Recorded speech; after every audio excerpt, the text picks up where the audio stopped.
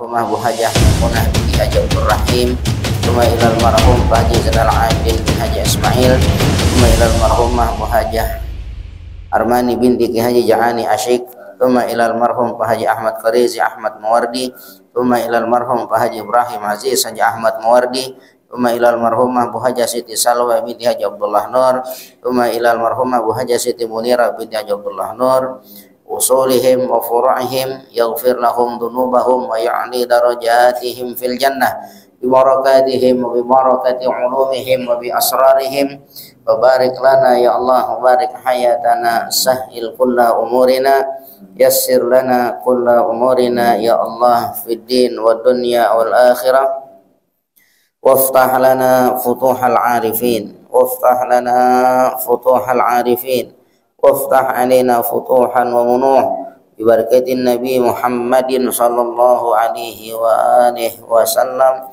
bisiri asraril Fatihah. Bismillahirrahmanirrahim.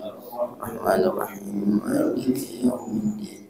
Iyyaka na'budu wa iyyaka nasta'in. Ihdinas siratal mustaqim.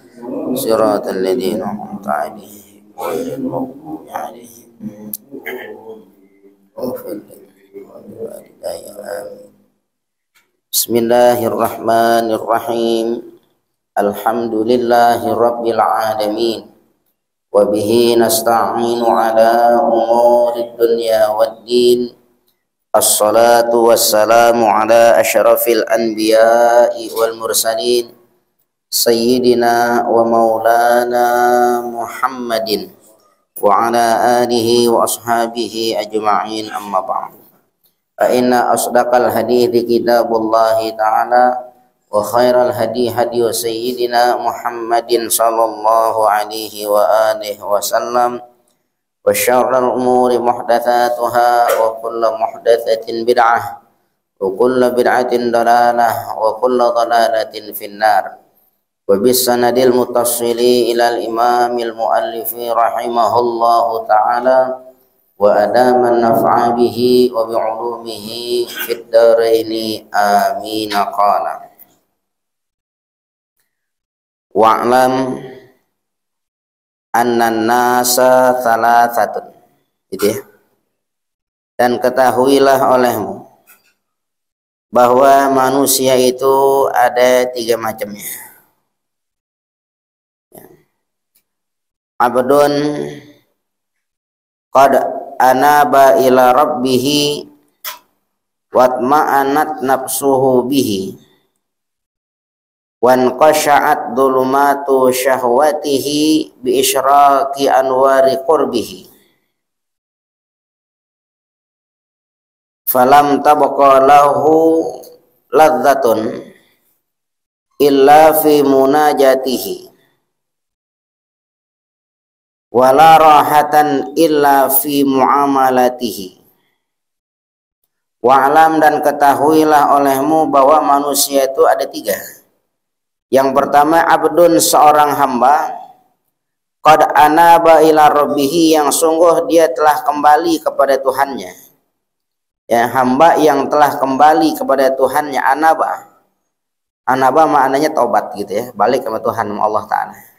Ya, seorang hamba yang dia sudah bertaubat kepada Allah, dia sudah kembali kepada Allah. Watma'anat nafsuhu bihi, dan telah menjadi tenang nafsunya dengan Allah Ta'ala, ya. Nafsunya tenang. Wan qasha'at dhulumatu syahwatihi, dan telah lenyap kegelapan syahwatnya bisyraqi anwari qurbihi, dengan sebab bersinar-sinar cahaya kedekatannya, yakni kedekatan dirinya sama Allah Ta'ala. Ya, ini hamba yang pertama, hamba yang sudah kembali kepada Allah. Ya, dia sudah taubat sama Allah Ta'ala, gitu ya. Makanya kalau kata man yunib itu orang yang taubat. Makanya anaba itu orang yang sudah kembali kepada Allah Ta'ala, maknanya orang yang taubat sama Allah Ta'ala. Ya, taubat dia benar. Watma'anat nafsuhu, dan telah tenang daripada nafsunya kepada Allah Ta'ala. Ya, nafsunya tenang udah. Nanti pada saatnya ada orang-orang yang memang nafsunya luluh sama dia. Ya, nafsunya luluh sama dia. Kenapa? Karena dia bisa mencarainnya. Kalau nafsu kan musuhnya kan diiljamkan, dikekang nafsunya, dikekang nafsu. Kekang nafsu. Cuman kan kita nggak serta merta sepanjang hayat ngekang nafsu, tidak. Kalau nafsu dikekang terus-terusan, maka nanti akhirnya nafsu berontak. Nafsu berontak. Kalau nafsu berontak, akhirnya repotnya gini, nanti dia bakal tinggalin tuh semua perintah-perintah, begitu. Makanya sekali waktu boleh ngopenin nafsu selama masih dalam koridor perihal yang mubah, bukan yang haram, yang mubah gitu ya. Ngaji mulu capek, sekali waktu jalan-jalan boleh ya. Makanya orang ada tawakuf ke puncak segala macam gitu ya, ngobatin nafsu ya, dimudawatin nafsi gitu, ngobatin nafsu. Sebab kalau nggak diobatin kekang terus, nanti dia berontak. Kalau dia berontak, khawatir malah dia ninggalin semuanya. Ibadah nggak mau, sembahyang malas, ini nggak mau gitu. Jadi sekali waktu boleh kita obatin nafsu itu dengan perihal yang mubah ya, jalan-jalan, nonton wayang boleh nggak? Nonton wayang ya. Ya selama nggak jadi maksiat, kita nggak meninggalin ibadah, masih perihal yang mubah boleh. Yang jalan sama bini Indomaret ya, Indomaret gitu. Ngapain Indomaret? Yang jalan umpang ngadem. Lubang bangetan lubang. Mending kan adem. Nanti pada saatnya nafsu kalau dia bisa ngekangnya bisa, ngobatinnya bisa, kekang lagi ngobatin bisa, nafsu akan tunduk sama kita. Tapi kalau yang belum pernah dia ngobatin nafsunya, ya dia belum pernah ngekang, belum pernah ngobatin gitu, diumbar aja.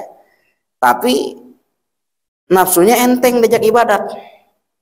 Ya, nafsunya enteng aja gitu diajak ibadat, mu'an aja, mu'an tuh nafsu. Nah, di sini kita mesti curiga. Ya, Imam Ghazali rahimahullah taala dalam kitab Minhajul Abidin itu kita mesti curiga. Kalau kita belum pernah ngekang nafsu, kita belum pernah ngobatin nafsu, tapi nafsu kita enteng aja buat ibadah, curiga tuh. Kenapa curiga? Jangan-jangan ibadah yang dikerjain, ibadah yang sejalan sama nafsu. Orang sembahyang males gak? Capek gak? Capek lah, kabiratun ila alal khosyi'in, berat sembahyang tuh, kecuali buat orang-orang yang khusyuk. Dia orang biasa-biasa aja tapi membayangnya rajin, getol begitu, bahkan belum makan udah sampai masjid. Kan bagus tuh, enteng gitu. Nah kita jangan tenang aja, langsung pikirin, jangan-jangan ibadahnya sejalan dengan nafsu. Kok bisa sejalan dengan nafsu? Kan sholat bagus, iya, di sholatnya bagus, masjidnya bagus, cuman ternyata karena apa? Karena semata dia cuma diginin doang. Oh ente cakep nih, orang soleh gitu kan, orang ente orang bagus nih. Kalau enggak dia cuma mau pamerkan BHS sama orang lain. Bisa kan begitu? Maka dia semangat ke masjid. Ternyata ibadahnya sejalan sama nafsunya begitu, minta pujian orang, minta disanjung orang, terus ya minta sesuatu yang bukan pandangan dari Tuhan, dari Allah Ta'ala. Kan jadi rusak nanti ibadahnya. Ternyata sebab itu, lempengin lagi, urusin lagi gitu. Makanya kalau ada nafsu yang enteng diajak ibadat, jangan langsung tenang, kita pikirin, jangan-jangan ibadah yang dikerjakan ibadah yang sejalan sama nafsunya gitu. Tapi kalau dia udah bisa ngekang nafsu, dia udah bisa ngobatin nafsu, nanti pada saatnya nafsu itu akan hilang, tunduk sama dia ya, tunduk sama dia.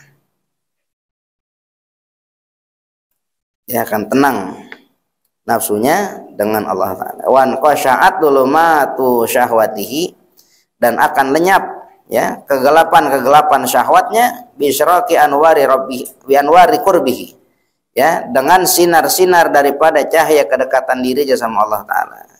Orang kalau dekat sama Allah Ta'ala hatinya bercahaya-cahaya ya, asyraqat qulubuhum, hatinya bercahaya-cahaya. Kalau udah hatinya terang, hatinya bercahaya-cahaya, ibarat kata kita jalan di tempat terang gampang susah. Jalan tempat terang gampang susah. Gampang, jangan siang hari. Malam-malam lagi kita jalan asal ada lampunya jalan tuh. Ya, gampang gak kira-kira? Gampang. Tapi udah gelap malam nggak ada lampu, susah. Itu timpang di mata. Bayangin kalau hatinya yang gelap. ya, hatinya yang gelap. Makanya mu'alif kitabnya Sahibur Ratib Habib Abdullah Al-Haddad, beliau dari kecil matanya nggak ngelihat, buta. Tapi pada saat beliau mesti berjalan, walaupun di tempat yang gelap lagi, itu orang yang melek kesandung, beliau nggak kesandung. Kenapa? Karena mata hatinya bercahaya-cahaya, terang mata hatinya. Ya, yang melek nggak ngelihat, ya justru yang nggak ngelihat malah ngelihat gitu, yang buta ngelihat. Kenapa? Karena terang mata hatinya. Kalau orang-orang dekat sama Allah Ta'ala itu gitu, tunjuknya banyak. Nanti sama Allah tuh tidaklah dia berjalan, melainkan tuh petunjuk dari Allah Ta'ala. Dia ke kanannya, ke kirinya, kemana tempat, itu Allah yang bimbing. Insya Allah kalau ada kedekatan diri sama Allah Ta'ala. Falam tabaqalahu ladzatun, maka tidaklah tersisa, tidaklah tinggal baginya, bagi orang tersebut, ladzatun, suatu kelezatan. Tidak ada lagi kelezatan-kelezatan yang dirasakan, illa, melainkan fi munajatihi, hanya dalam munajat dirinya kepada Allah Ta'ala. Ngobrol sama orang nggak lezat, nonton televisi nggak lezat lagi, jalan-jalan nggak lezat, tapi urusan munajat ini yang menjadikan kelezatan dirinya, kelezatan hatinya, munajat sama Allah Ta'ala. Ya, kalau datang waktu sholat, itu yang ditunggu-tunggu. Kenapa? Ya manusia namanya lezat-lezat, dia nggak merasakan lagi kelezatan, melainkan munajat sama Allah Ta'ala. Lagi bersimpuh di hadapan Allah, dalam sujudnya, dalam doanya, dalam ibadah sunnahnya, justru itu yang menjadikan kelezatan. Yang lainnya enggak lagi, ya, yang lainnya tidak lagi.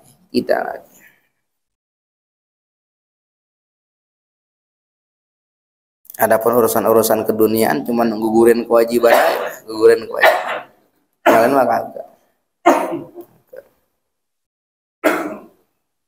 Karena yang rasakan lezatnya hanya munajat sama Allah Ta'ala. Wala rahatan, dan tidak ada lagi kesenangan, illa fi muamalatihi, melainkan hanya dalam muamalahnya, dalam amaliyahnya. Itu yang bikin dia senang. Ya, lonjoran, rebaan, main-main, nggak jadi kesenangan lagi buat dia.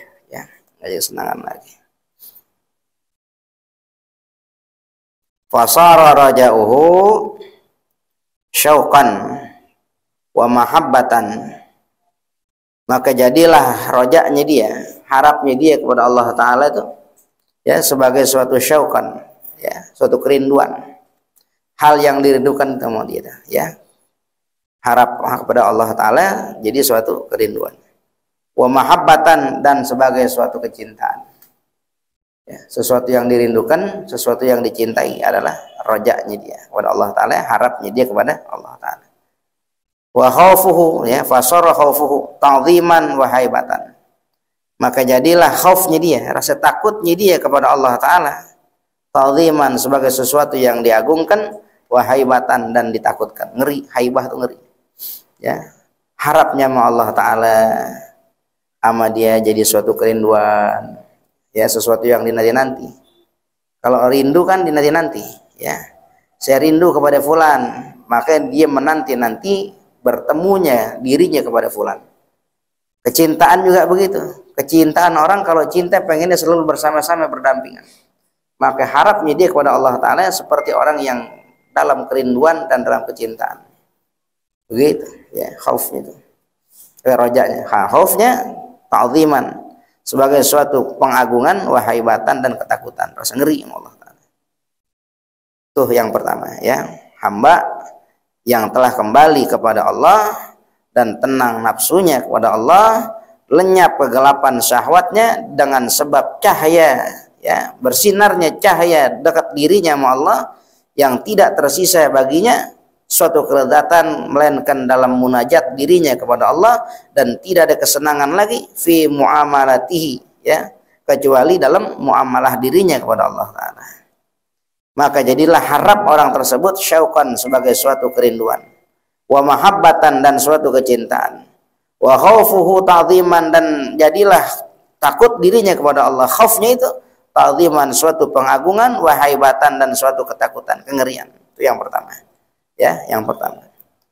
Lalu ada yang kedua, wa abdun la ya'manu ala nafsihi minan naqaidi anit anil ma'murati, ya, yakni seorang hamba yang tidak aman dirinya, ya, tidak aman atas nafsunya, minan naqaidi anil ma'murati, yakni dari naqaid itu apa, taqaud ya, taqaud minat taqaud itu kayak orang ngundurin diri, ya, resign ya, itu taqaud, resign ya, di taqaud, mengosongkan dirinya gitu, ya, tidak aman dirinya daripada pengunduran diri kepada anil ma'murat, menjalankan perintah-perintah Allah Ta'ala, itu taqaud, ya. Jadi hamba yang kedua nih, hamba yang nafsunya dirinya gak aman. Bisa saja nih orang tersebut dia meninggalkan sekalian apa ya, perintah-perintah Allah Ta'ala.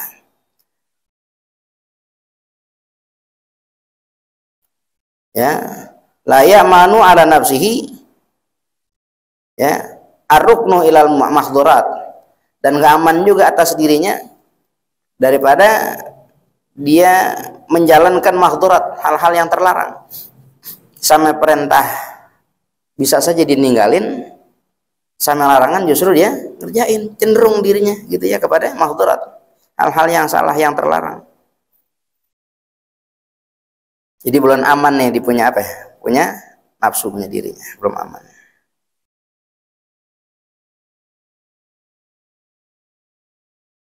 Walladzi yanbaghi li hadzal abdi, yang seyogyanya bagi hamba ini nih, yang model begini, ya, istiwaul khaufi war raja'i, yakni meluruskan khaufnya dan rojanya, ya, istiwa tuh, istiwa lurus, tengah-tengah tuh lurus tuh.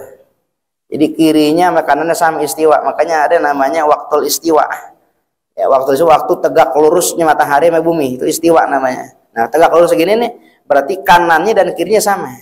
Nah, ini orang yang model gini dia mesti meluruskan, ya, dia mesti luruskan apa yang diluruskan, rasa takutnya dan rasa harapnya sama Allah Ta'ala, lurusin lagi, lempengin lagi, simbangin, nah gitu ya, simbangin rasa takutnya dan rasa harapnya sama Allah Ta'ala, hatta yakuna kajanahai ta'iri, ya, sehingga jadilah rasa khauf dan takut itu kajanahai ta'ir, seperti dua sayap ta'ir, burung, ya, burung sayapnya sama nggak kiri kanan? Sama. Kalau umpama layan satu terbangnya nggak asyik, ya, bahkan kalau patah satu nggak usah terbang tuh burung, sampai nanti pulih daripada cederanya.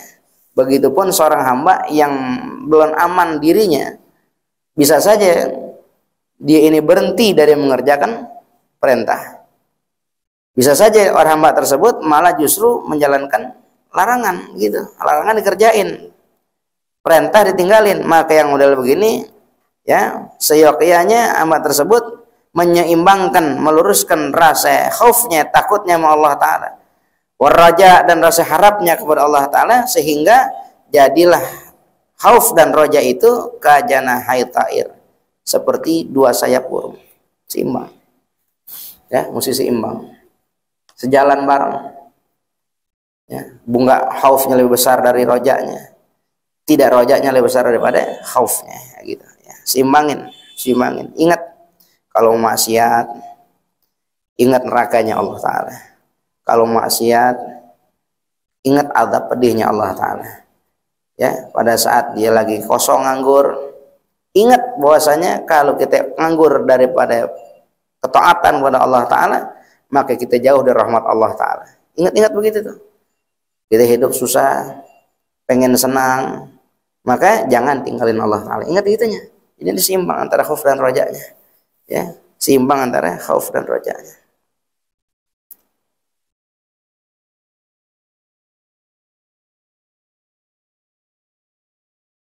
Ada orang khaufnya tinggi tapi rojanya dikit, ada ya.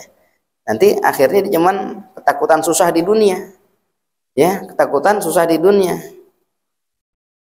Semata dia nggak maksiat, tidak maksiat, tapi di hatinya tidak ada rasa pengharapan sama Allah Ta'ala gitu, ya. Dipikir nanti masuk surga dengan ibadahnya dia saja, khawatir juga kayak begitu.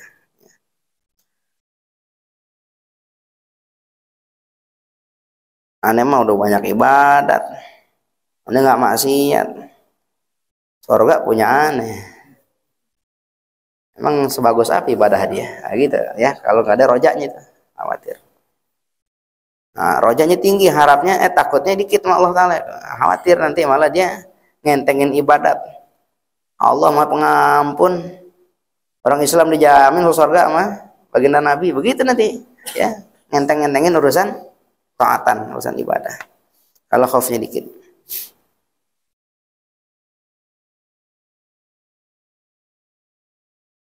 Wa qala alaihi salam, dan telah bersabda Nabi alaihi salam, lawuzina khauful mu'mini wa raja'uhu, ya, li'tidala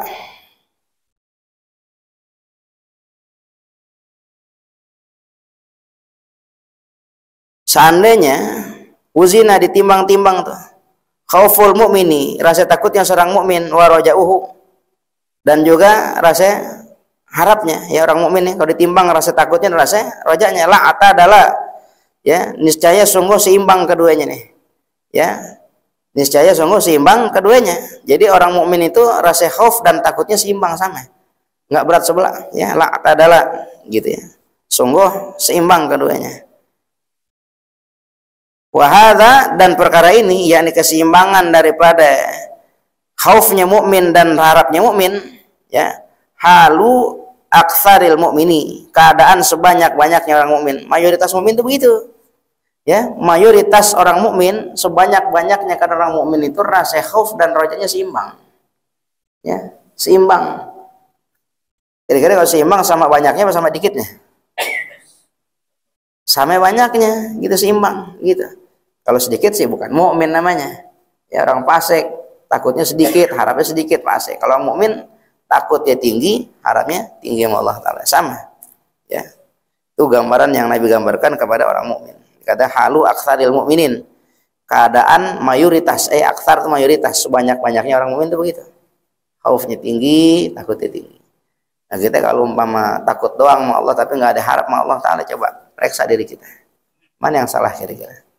Jangan-jangan kita orang yang timbang takut susah di dunia, gitu ya, timbang takut susah di dunia, tapi sama akhirat ngentengin, nah gitu. Ya, hati-hati.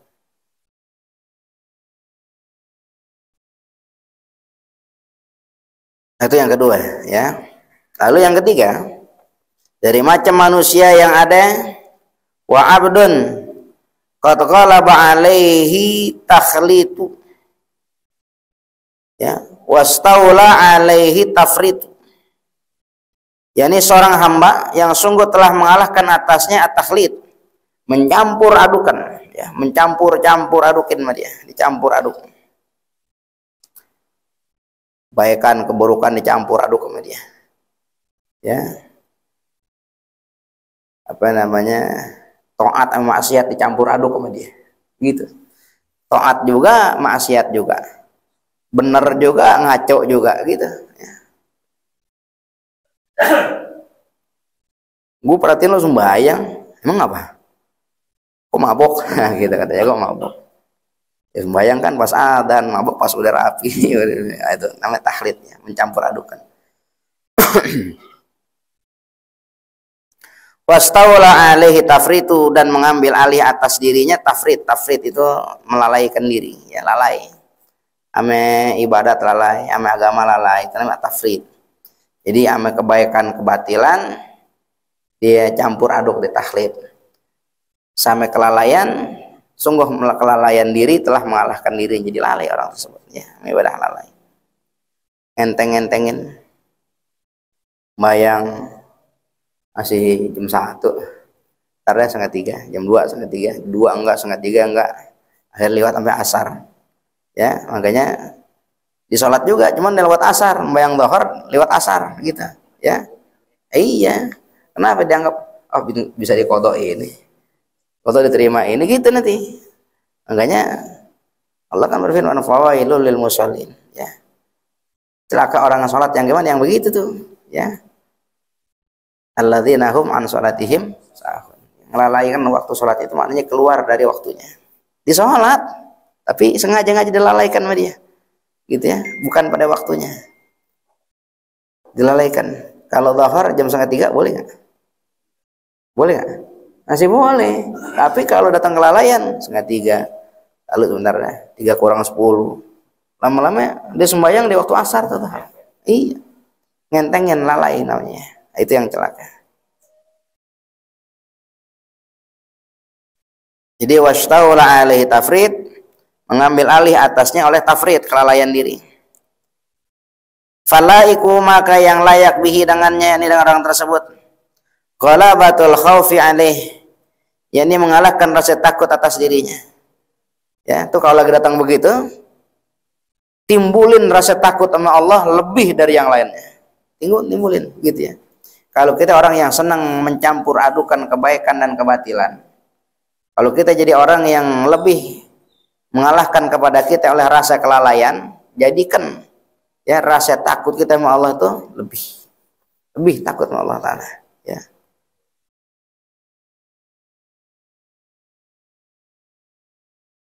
Kenapa? Lian zajira anil ma'asi, agar terhalang dia daripada maksiat. Biar gak maksiat ya. Biar gak maksiat, takut sama Allah. Lihat tuh orang-orang yang lagi pada asyik-asyik tidur, asyik main judi, asyik mabok, asyik berzina, belum rapi judinya, belum rapi zinanya, mati. Lihat yang begitu. Biar apa? Biar nanti rasa maksiatnya terhalang dari dia. Maksiat nggak jadi. Begitu, ya. Aku jenuh di rumah, mana bang? Kumpul di pos toh, teman-teman lagi pada nongkrong, begitu ya. Nanti diingat tuh, iya, sembahyang lagi, bayang dulu, begitu. Timbang nongkrongnya ternyata nongkrongnya tuh nongkrong, walaupun timbang main kerambol, main domino, tapi main judi nanti pakai duit, ya nyari iseng yang batil. Akhirnya dia nggak jadi, sembahyang dulu, bayang diingat, iya ya. Allah yang kasih apa? Allah yang kasih rezeki bagi kita. Allah kasih hidup bagi kita. Allah kasih hidayah bagi kita. Jangan sampai nanti kita keluar lempengan buru-buru sembahyang, timbang pengen keluar rumah buat nongkrong doang. Belum rapi urusan nongkrong, mati. Nah, gitu. Pikirin sama dia itu. Hal-hal yang bikin takut sama Allah Ta'ala. Ya, biar apa? Lian zajira anil ma'asi, biar dia terhalangi, tercegah daripada berbuat maksiat.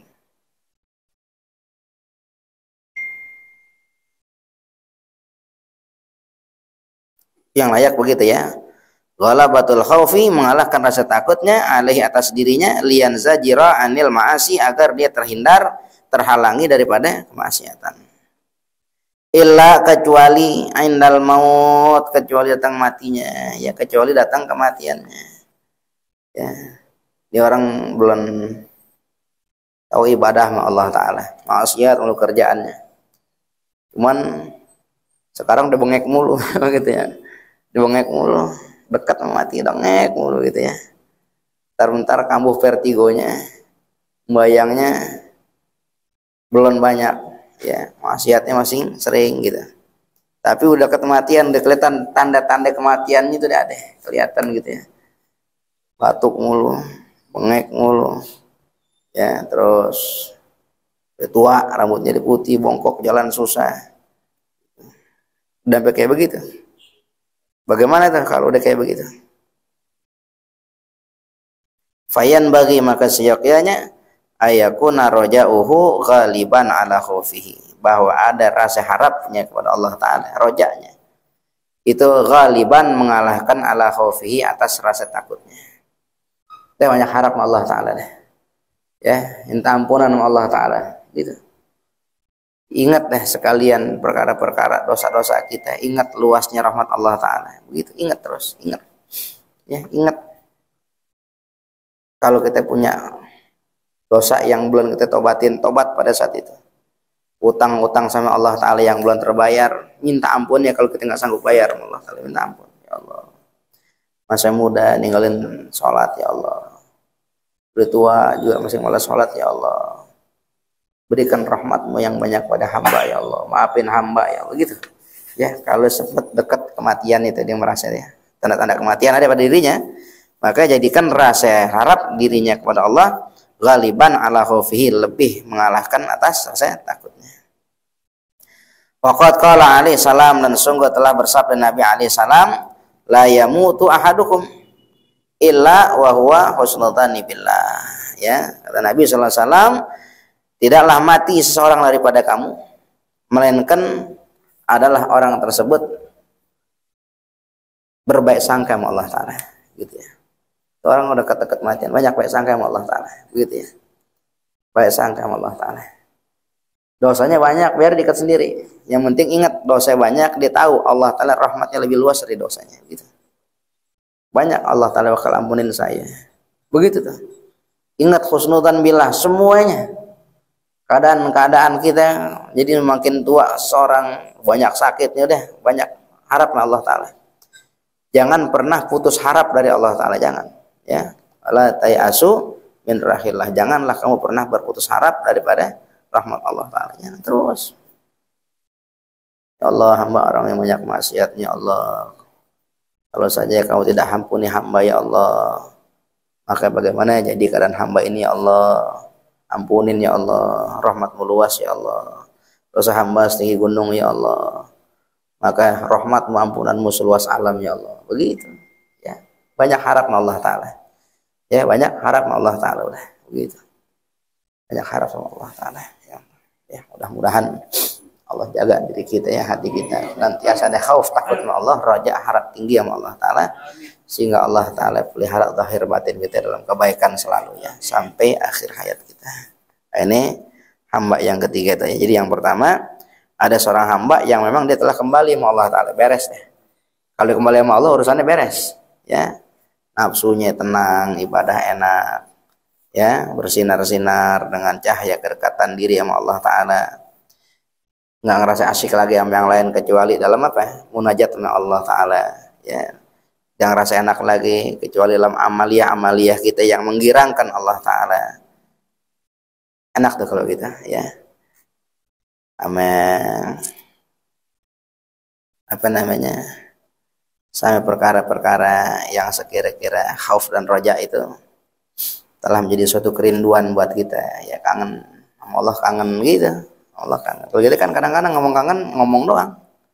Kangen sama Allah nih. Bayang belum masuk. Begitu. Itu baru sholat, mau sholat lagi. Iya, emang apa ya? Males gua ada dia. Gitu. Dia pengen sholat lagi gara-gara ada orang yang dia nggak senengin gitu, dia pengen keluar dari tempat itu. Cuman begitu doang. Tapi karena dia, bukan yang lain. Kalau orang yang udah bener-bener sama Allah Ta'ala kerinduan, mau ada siapa nih? Hati depan dia gubernur lagi, depan dia presiden lagi, menteri lagi, ngajak ngopi. Ya, ditinggalin, nggak jadi kesenangan sama dia. Gitu.